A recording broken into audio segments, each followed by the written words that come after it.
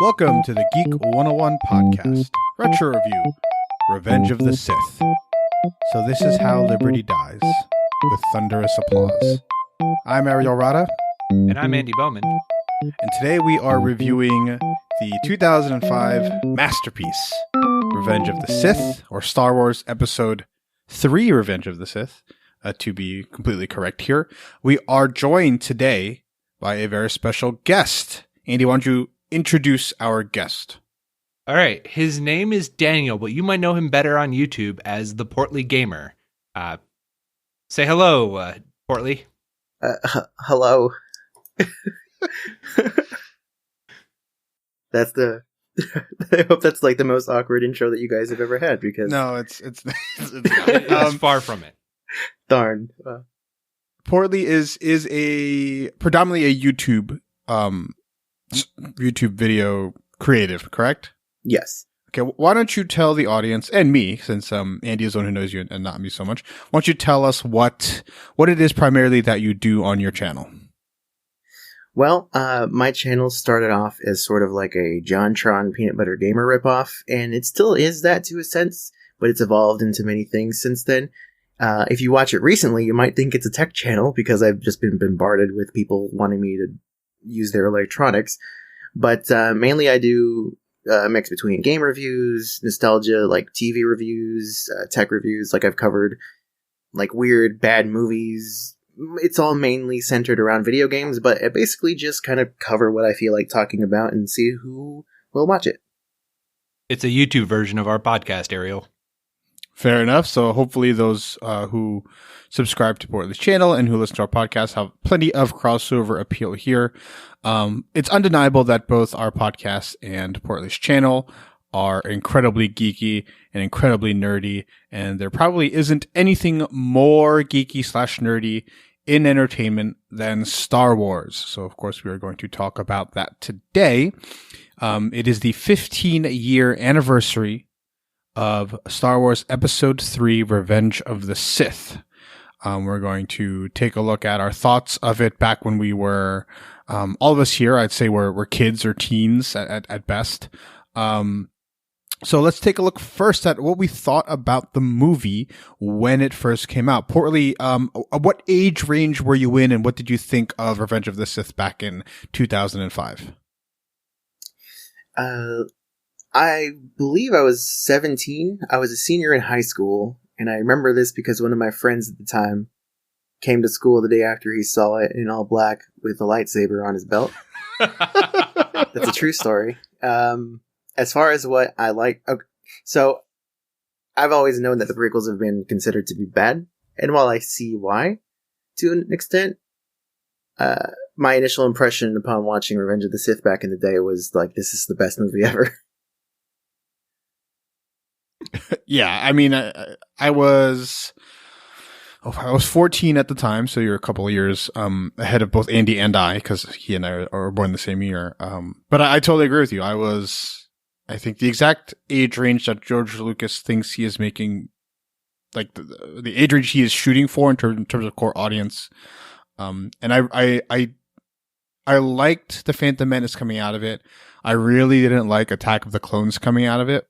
Which goes to show just like the dip, like how bad that movie is. Mostly because it didn't have anything particularly interesting to do.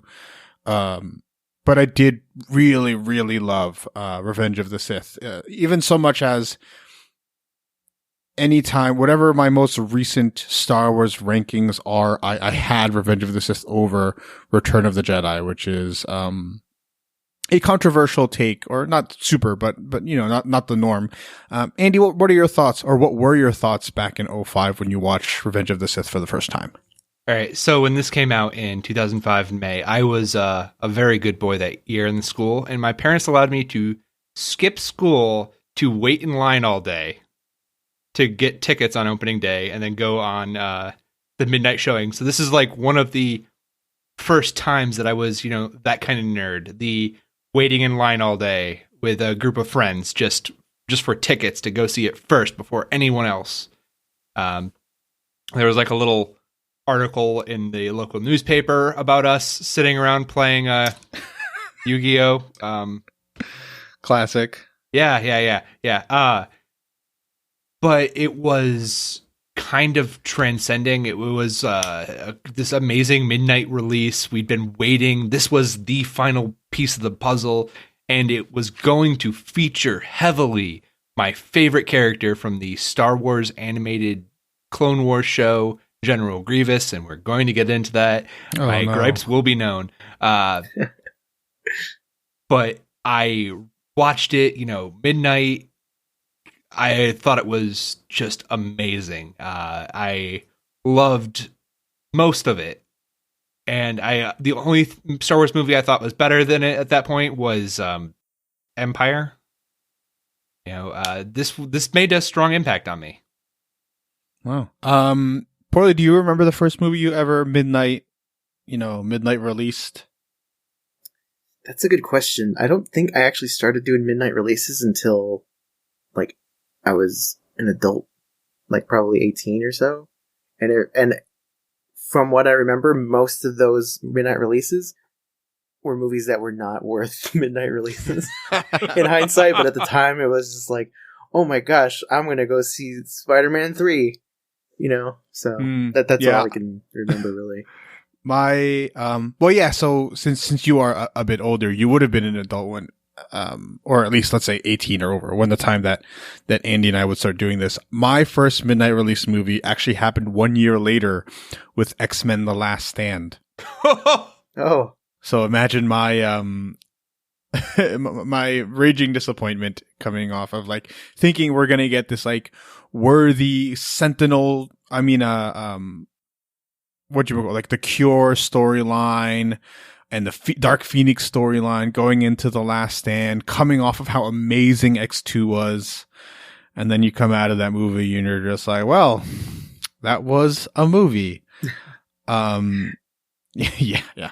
So we've all seen it recently. I watched it today. Andy, you watched it yesterday. Poorly. I'm assuming you've rewatched Revenge of the Sith over the last couple of days. Yeah. We'll start with Andy this time. Andy, what are your thoughts 15 years later on Revenge of the Sith?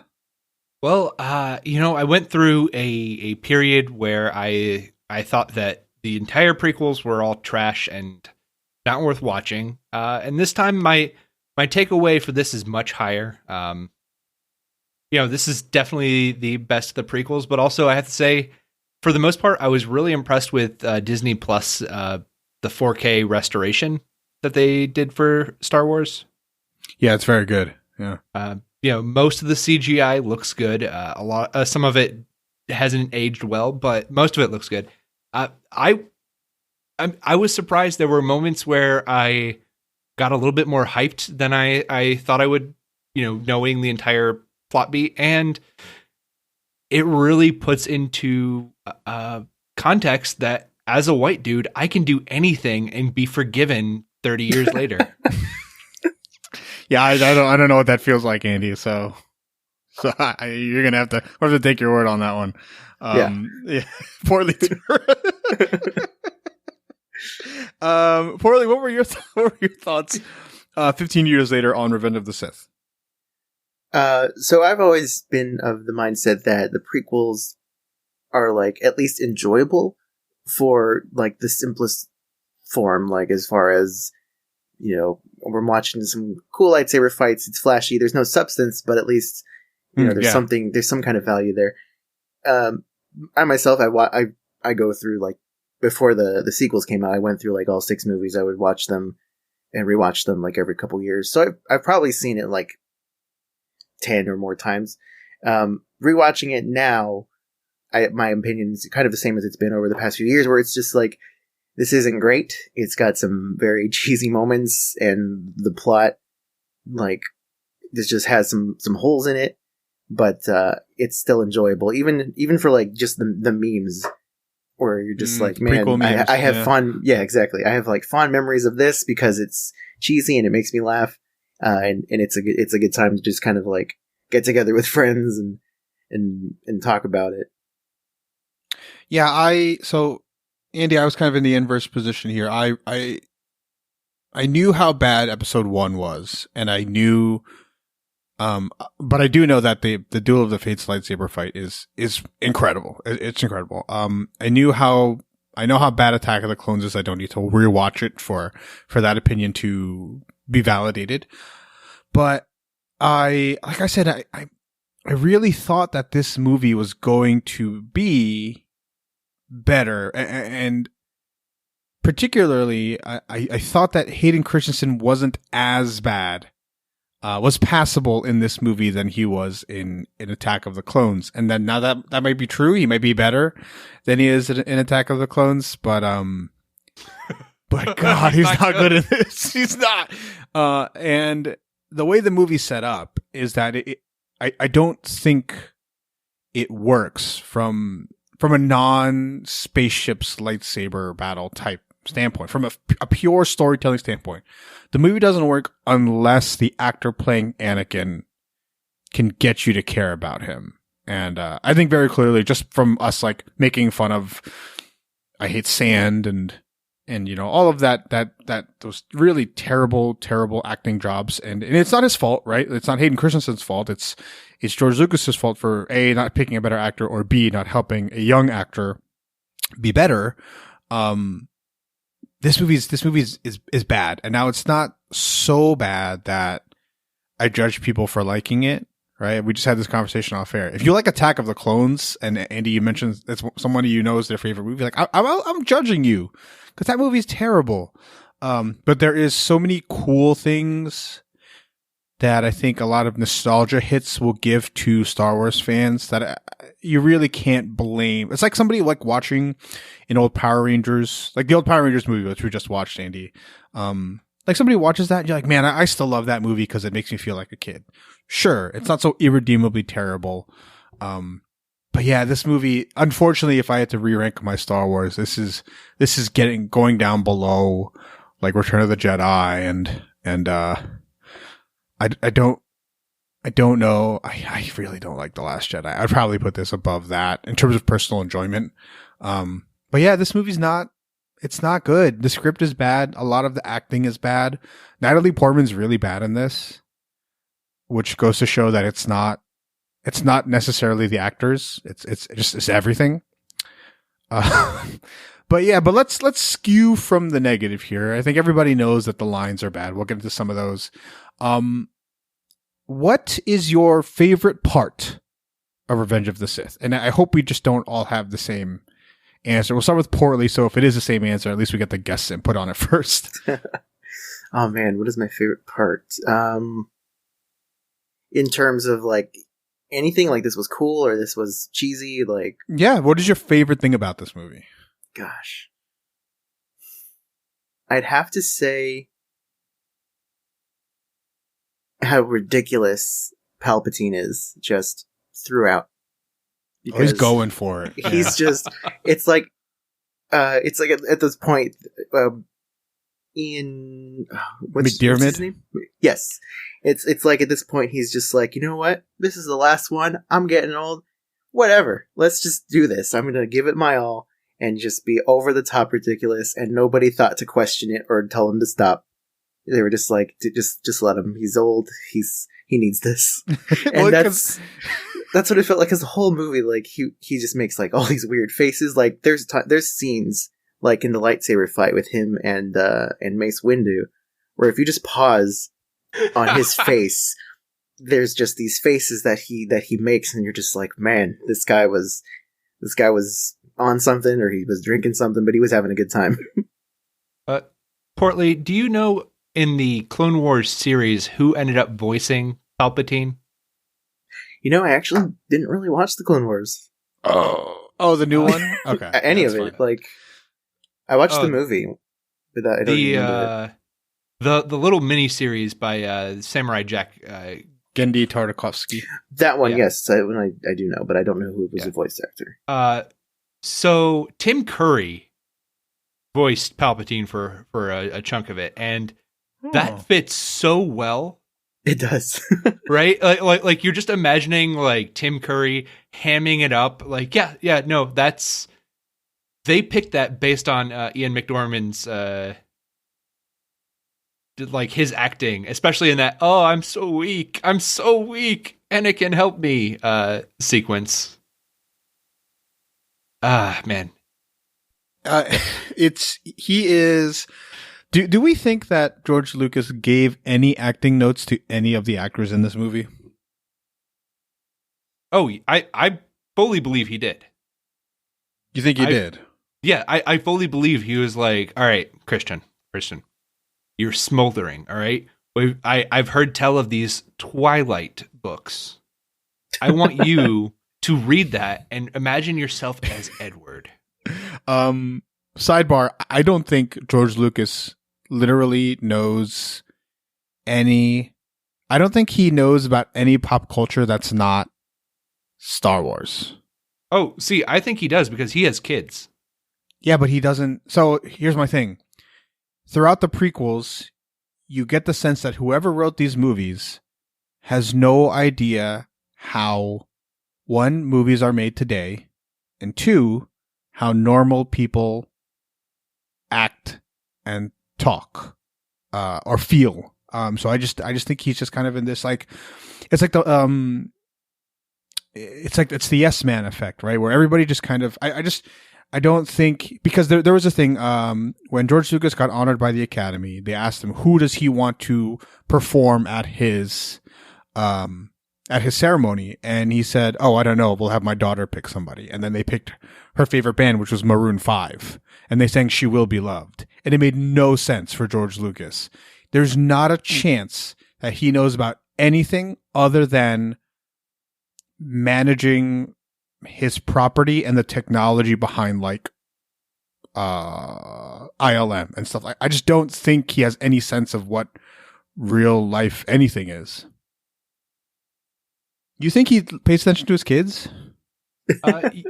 I honestly, I really, at least in episode 1, I really think he did, because, you know, his kids were children then, and he wanted to make a movie that they would like. I think he did, you know, the poop jokes and stuff because that was what made them laugh. Like, I think he does pay attention. I just don't think he realizes, you know, how the Phantom Menace, like, how basically maybe even like letting his daughter ghostwrite it, like. Oh, maybe he doesn't even know, to get to your point, right? Or to enforce your point. Maybe he doesn't personally know. He has no idea what Twilight is. He just knows that, like, young girls like it. Right, exactly. Yeah. Okay, that makes more sense, yeah. Anyway, my favorite part of this movie is actually the very beginning. The entire sequence in space with the dogfighting and the just big scale space battle. I love that. That is, to me, that is Star Wars. I just love big space battles, the shooting, everything. I love the buzz droids. Yeah. Just everything about that was great. And then you have Dooku, who was awesome in both the Clone Wars animated series and who was going head to head with Yoda in Attack of the Clones. You have him, and Anakin just destroys him. I loved all of it. It is one of the strongest openings of any Star Wars, I think. Just going head first into that just huge scale, everything happening on the screen, space battles. So still, to me, it seems like an unforgettable opening. Right. Yeah. And you have the great line, "My powers have doubled since the last time we fought." And then the reply, "Twice the pride, double the fall." Come on, Andy. He was ready for that. Yeah, but the entire opening, I really enjoyed that. I also Star Fox 64 is one of my favorite games of all time. Like just space dogfights, you give me that, and I am a happy man. Yeah, I think the idea of that opening is really cool. I don't think it was particularly I think it was executed well in 2005, but I think it's a very 2005 looking thing. When you watch the opening for episode 4, it still hits. The Star Destroyer coming up diagonal from a head, right? It all looks real because they're using models. And when you're watching the intro to this, and any time they're going to like a setting that we're supposed to be like really impressed by, to me, I find I'm not impressed with that at all, because graphics have evolved to the point where we're seeing this type of thing regularly. So in 2005, it was all of it, like the space battles, Grievous, the clone armies, like it all felt really great. But in retrospect, if I were an adult watching, if I was 25, if I was 30, 29, whatever, how old I am, and I had 2 years or a year prior, 2 years prior, just watched Return of the King and then watched this, I probably would have been like unimpressed. Does that make sense? Yeah. Because I you watch those Lord of the Rings movies today, you watch Helm's Deep, and you physically know that they built those sets and they built like a miniature gigantic version of it, which is basically what they did for the original trilogy. But Lucas was so high on CGI that he just felt like he needed it everywhere all the time. Andy, I really loved that dogfight sequence when I was a kid, and today I felt it was like a little soulless, like watching Avatar.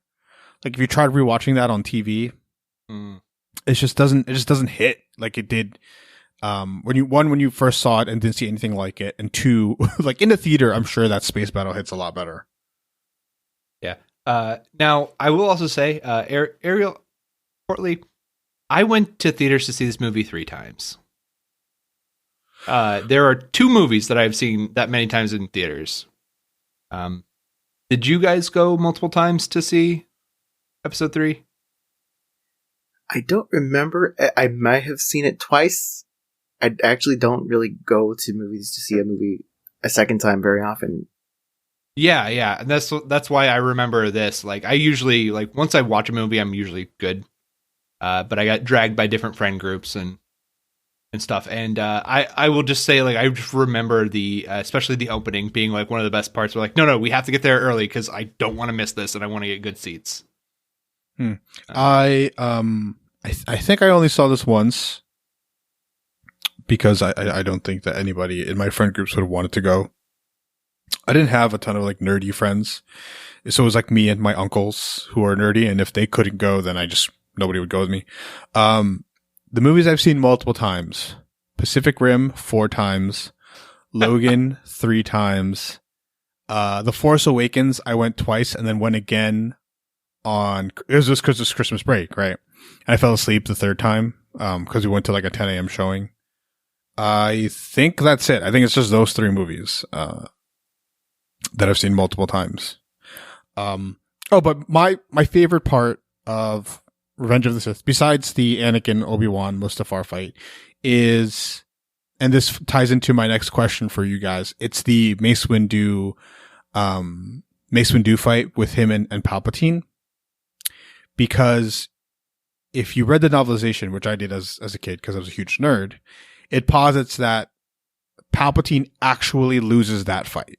Like he actually loses the lightsaber battle to Mace Windu. If you watch it today, there's only one, besides that first scene where he like does the jump and spins for no reason. There's only one scene where he like jumps on a thing and then spins and flips. Everything else is just regular old like lightsaber clashing. And I think from what we know about the 2 characters, that fits really well. It's just every single hit that they're trying to land is a kill shot.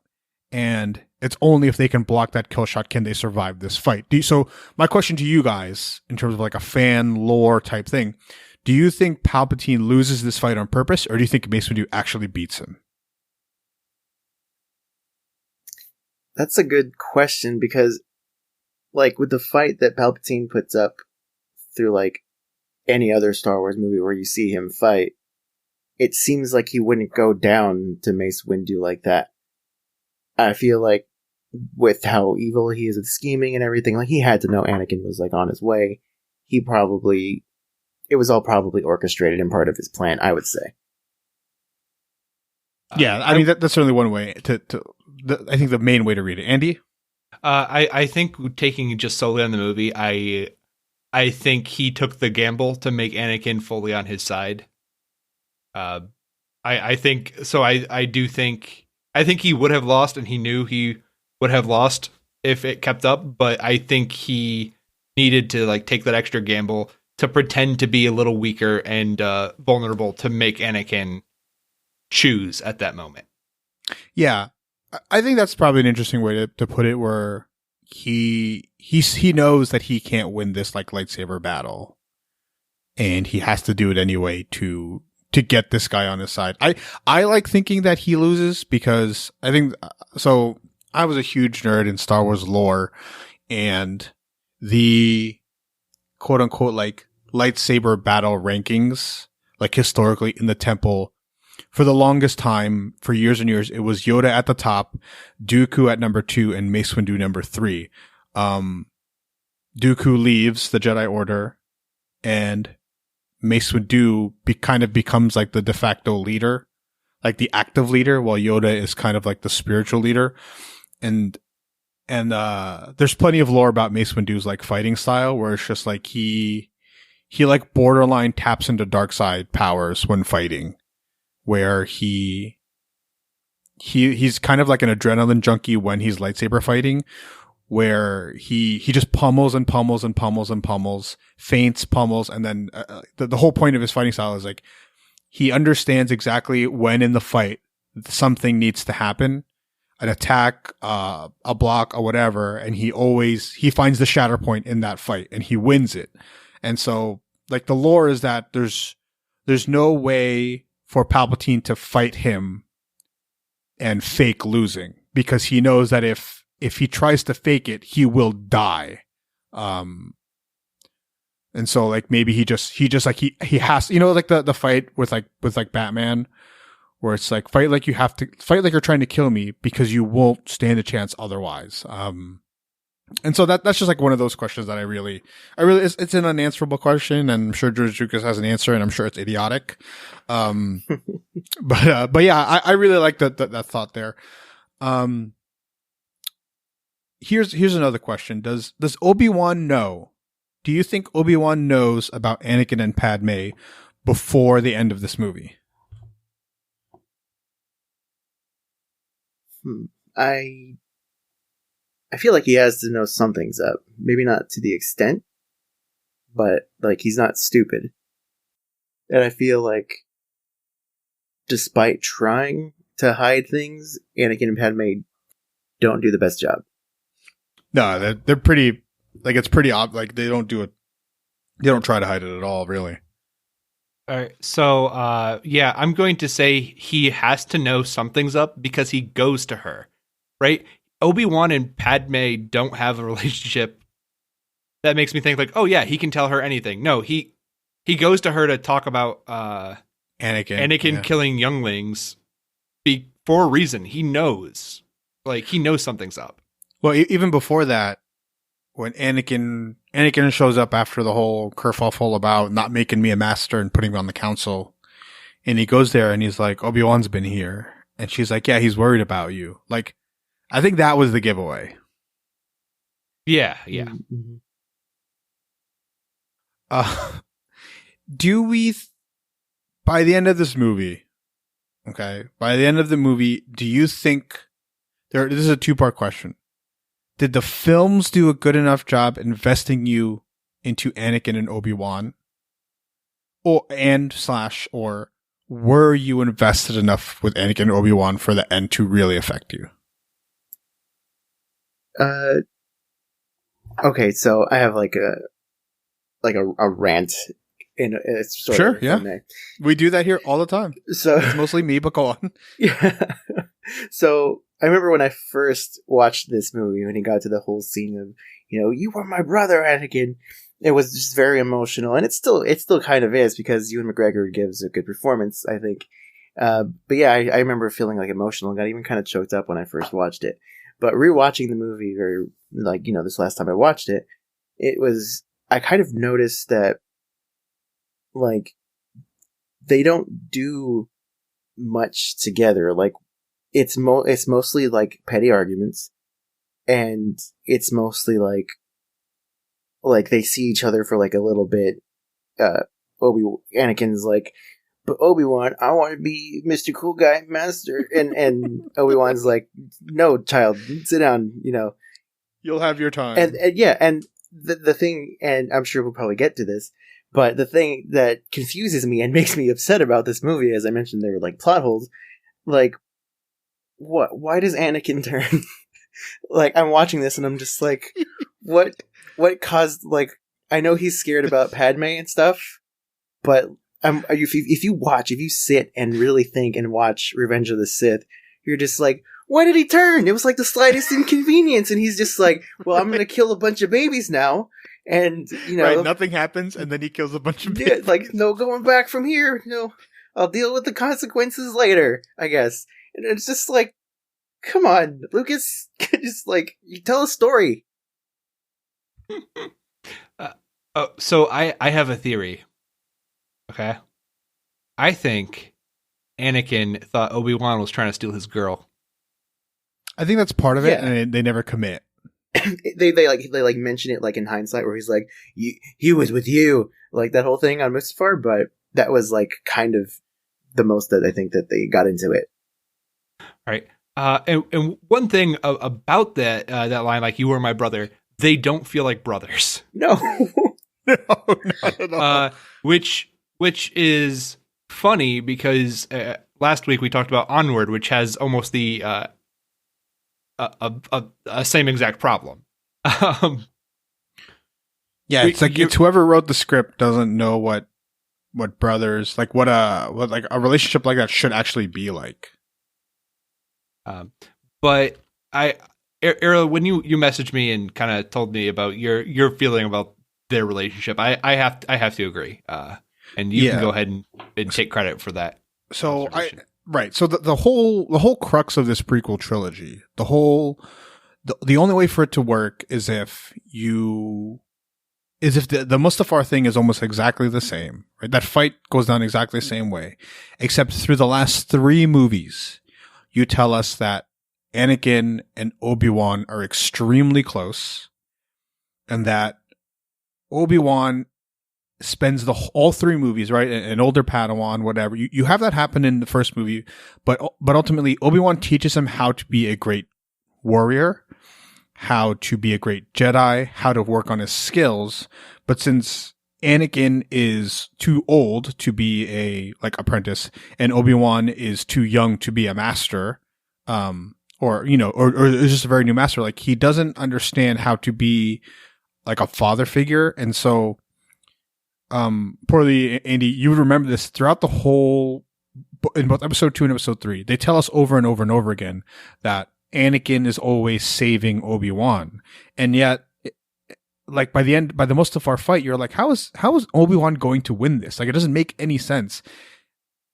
They needed to establish that Anakin is so good and so confident and so headstrong, but he's too risky, he has no precaution, and that he is the one always getting Obi-Wan into trouble.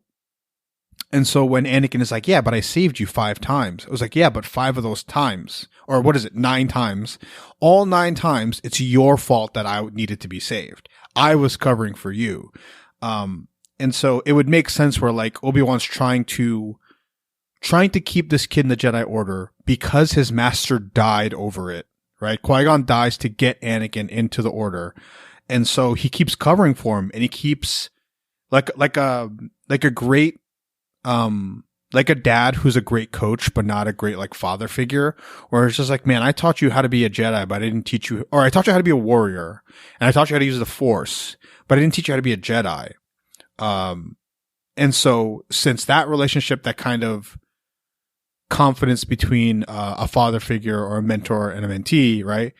That relationship gets supplanted because Palpatine is so much more clever than Obi-Wan is.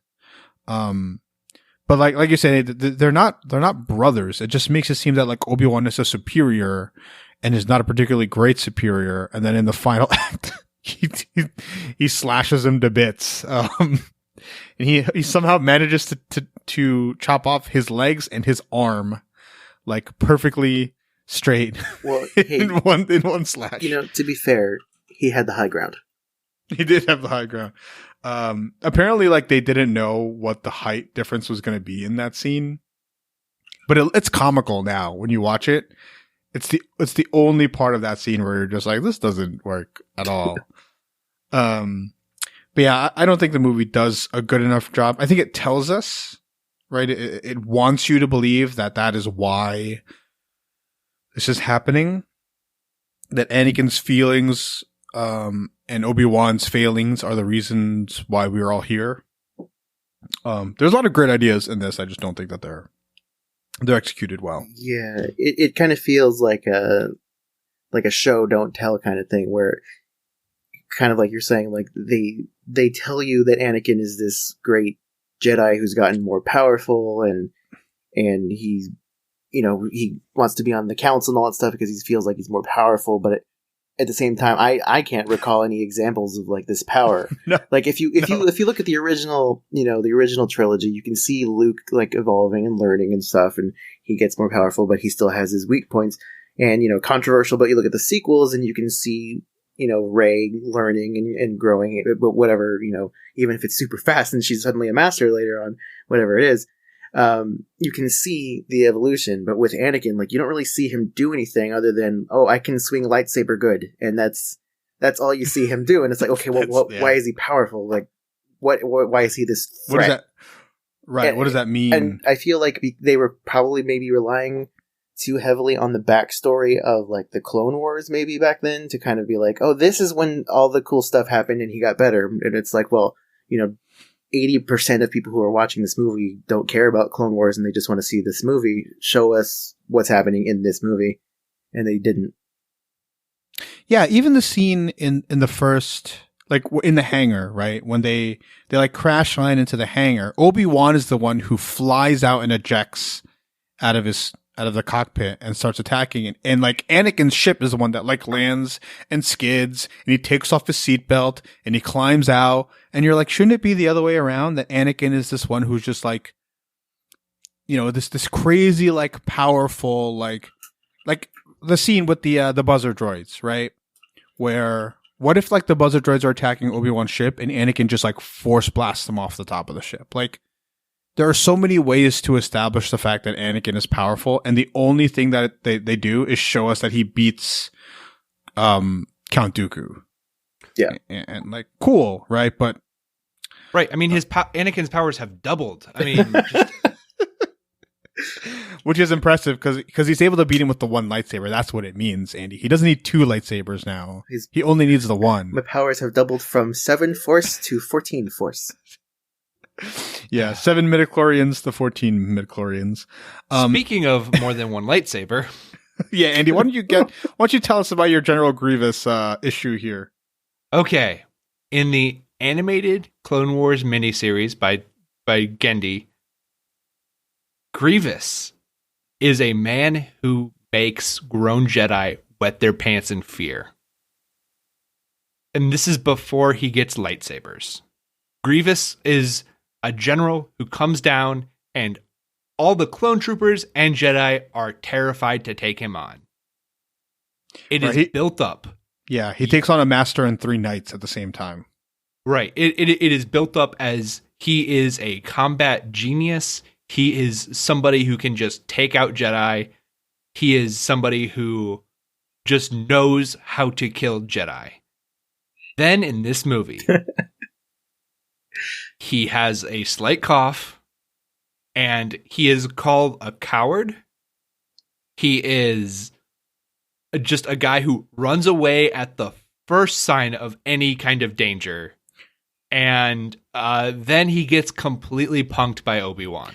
Yeah, and of course, I think we're all referring to Genndy Tartakovsky's The Clone Wars, and all of the context you need to understand his representation of the character in this movie is there in those Clone Wars series, except those aren't readily available anywhere, and nobody watched them. Like, no, unless you were a super fan, like the general populace did not watch them, so you don't know why he's coughing. You don't know why Mace Windu calls him a coward. Like, and they all fit in the context of watching that series, but they don't fit in the context of just the movie. Yeah, yeah. And to top this off, this Gendy series, they were micro series. They were only like 2-minute episodes. Yeah.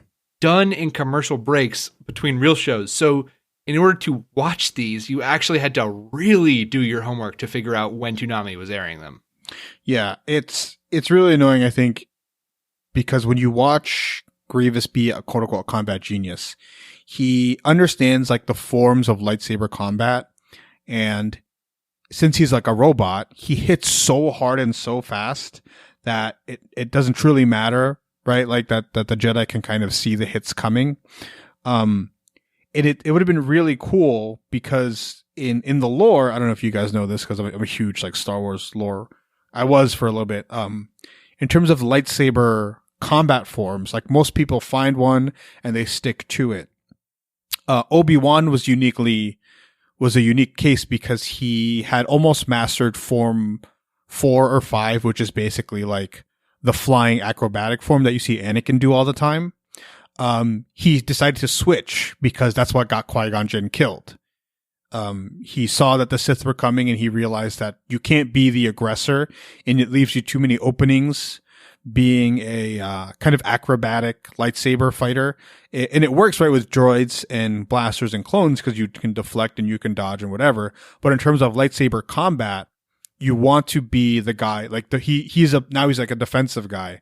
And it would have made sense where Obi-Wan's specialty would have been to defend, and then find the opening to, like it would have been really cool if the scattering report on Grievous was, if you can defend yourself and then attack his hands, you can disarm him, which is what he does, right? But we don't get that.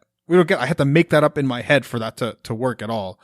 I think it would have been really cool if they treated this almost like a shonen where Anakin beats Dooku without Obi-Wan's help. Obi-Wan beats Grievous without anybody's help. And we know that those guys are powerful, right? And then it lets you know that going into this final fight between Obi-Wan and Anakin, like that they're both incredible lightsaber duelists and not that Anakin has double the power and Obi-Wan gets knocked out by simple force pushes in the beginning of the movie. Yeah. So that's my my general thing. Plus Obi-Wan blowing him up and then remarking that the blaster is uncivilized. He gets up, picks up the blaster, looks at it, and then throws it on the floor again. So uncivilized. Is there anything else about Revenge of the Sith that we wanted to touch on before we maybe give it a grade and get out of here? I do think, and I think we are kind of touched on this in passing, but I do think that the Mustafar battle between Obi-Wan and Anakin, at least leading up to the part where they're hoverboarding like Ninja Turtles over the lava. On the lava.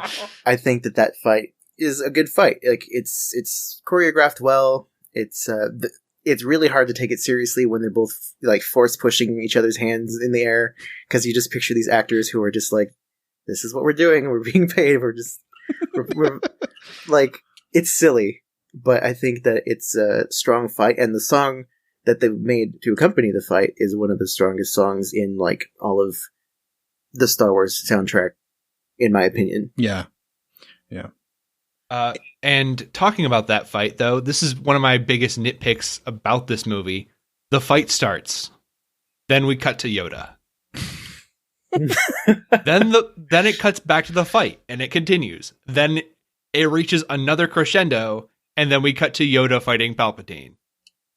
There are multiple instances where this movie takes an action sequence and splits it in half to do something completely different. In the early Grievous part, when Kenobi comes up behind him and just like jumps in the middle, which, by the way, the balls on Obi-Wan, right? To just jump in the middle of the entire enemy encampment. Hello there. Yeah. Then,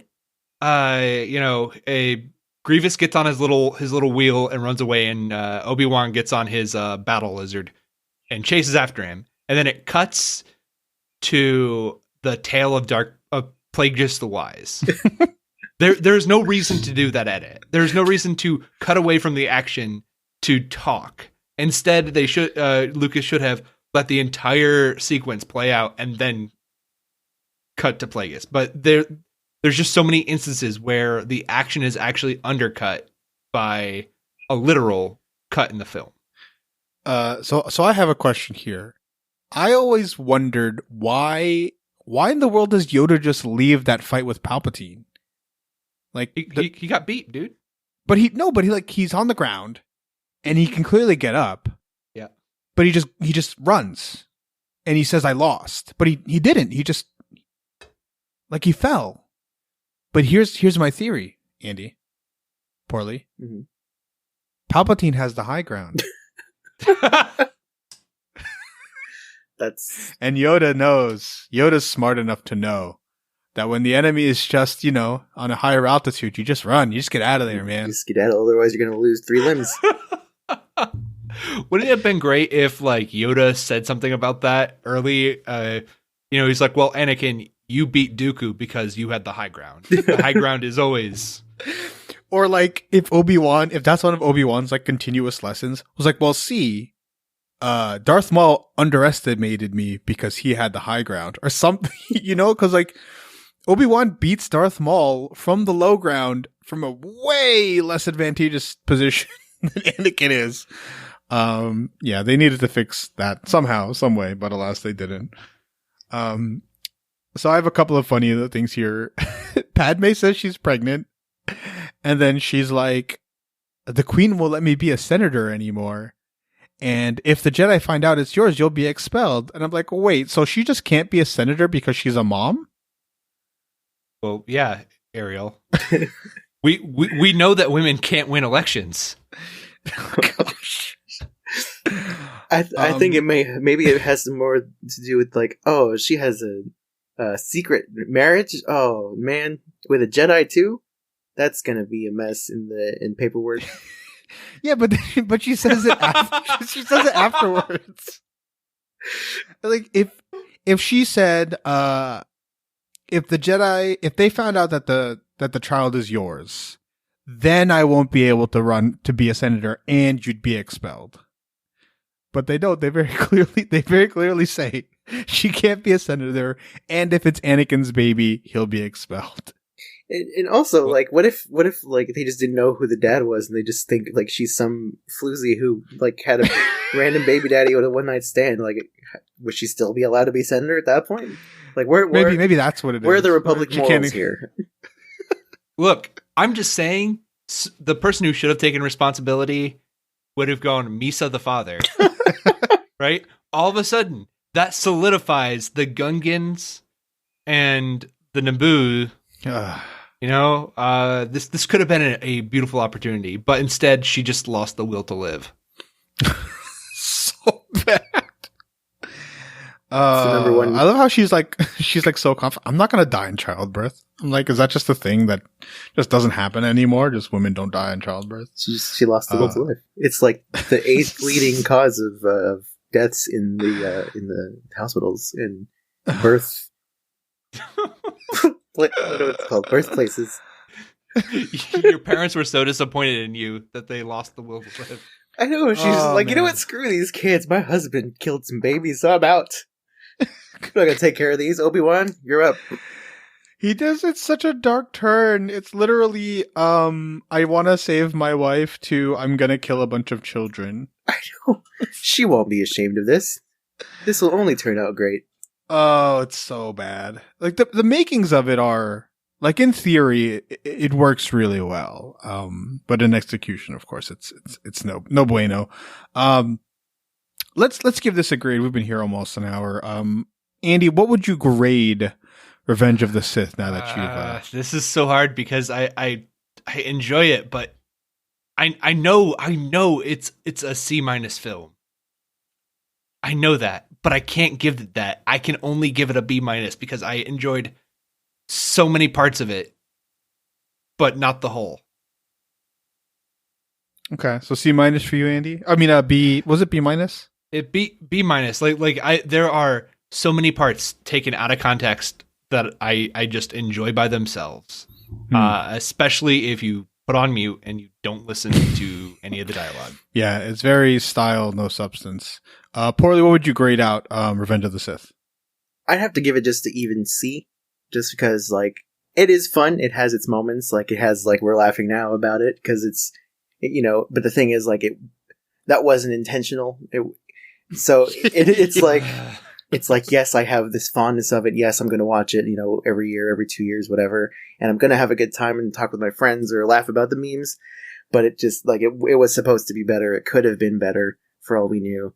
And, I feel C is fair because it's just like, it's passing. But, like, if my dad saw it on my report card, he'd be like, just a C, huh? Okay. So that's where I see this. Yeah, I'm going to give it a C minus. I think Ewan McGregor gets a B plus A. I think Samuel Jackson gets like a B plus A. And I think the Mustafar fight just puts it just way better than a lot of other. It's like there's got the emotional stakes and the great choreography in the beginning.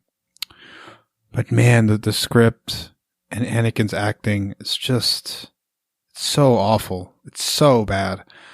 I was talking to somebody else. Can you believe that these films came out in the same stretch of years as the Lord of the Rings movies? Like, those 3 movies are timeless masterpieces, and I don't understand how how they came out in the same era. Like, if you had told me, like, yeah, Lord of the Rings came out 10 years after those movies, they learned from Star Wars. No, they came out at the same time. Yeah. And I think, touching on that, it's Lord of the Rings was based on a thing that was already established, and Peter Jackson was like, this is the story we got to tell, this is how we're going to tell it, and we did it. Whereas George Lucas was like, this is the prequel to Star Wars that nobody asked for, and this is how I'm going to tell it, and it's, he just kind of put it out there, and it had to match up with what he had already done, but he just lost his touch, I think, at that point. I don't even think it does match up to what he already done. Oh no, he wanted it to, I think, but I don't think it actually did. Oh, okay, yeah. Any closing thoughts there, Andy? I can't comment on Lord of the Rings because I haven't seen the movie since the theater. Oh, Andy, they're so good. Yeah, no, I have the extended Blu-rays. It's so intimidating to try to watch the extended editions. Yeah. Fair enough. That's 12 hours, Ariel. I could be playing Persona 5. I think you have to fix your priorities in terms of your time. No, I'm just kidding. I've heard Persona 5 is very, very good. It is. Yeah. All right, let's get out of here. Poorly, where can people find you online if they want to check out your channel and whatnot? If you want to check out my channel, you can check it out at youtube.com/theportlygamer.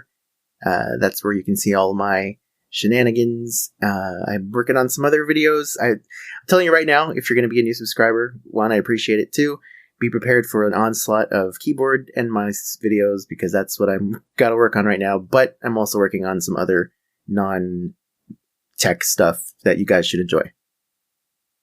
He also has a huge problem with buying a lot of games and not playing them. Mainly JRPGs, but yes, which, are the longest games. Yeah. Andy, where can people find you online if they You can find me online on Twitter and Letterboxd at Hebrews Pale Ale.